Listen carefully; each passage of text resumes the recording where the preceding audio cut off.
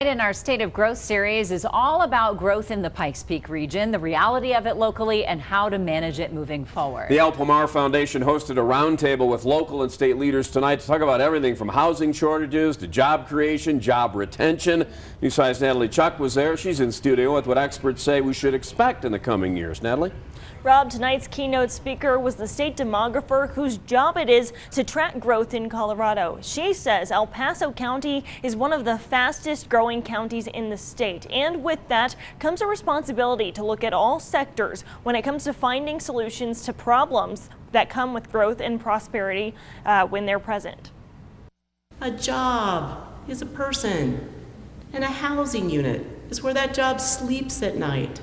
How can you love jobs but hate people? You can't have one without the other. That's according to state demographer Elizabeth Garner. Her office's data shows from 2020 to 2021, the U.S. saw its lowest growth rate on record. Colorado continued growing, but at a slower rate than usual. We're seeing this slowdown, and the biggest impact really is going to be on the labor force. Huge impact on labor force into the future. And so some of the questions are, how do we really attract and retain? Data also shows most people moving to Colorado are in their 20s, a group of potential employees that small business owners like Eric Phillips, who owns the 3E's Comedy Club downtown, want to get to work for them. Some of our young people don't look for the same things we used to look for. You know, when I was 16, 17, it's like, I gotta have a car right now. And it's not that way. They can ride a bike, they can do Uber. And even though growth is slowing down, some people still feel Colorado is a bit crowded. My husband wants to move to a tiny cabin in the middle of nowhere in Alaska.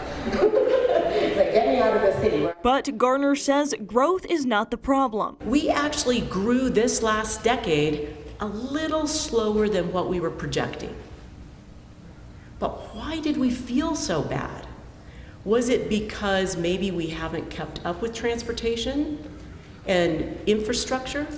Is it maybe we didn't keep up with housing? And she expects the labor and housing shortages to get worse before they get better. We need to be able to look at this strategically and understand how we are going to accommodate this into the future. Garner says that some of the strategies might address supply and demand when it comes to housing, including more affordable housing. And small business owners I spoke with told me that offering incentives that attract younger people that may not have been offered in the past could be key. Rob? Natalie, thanks. Not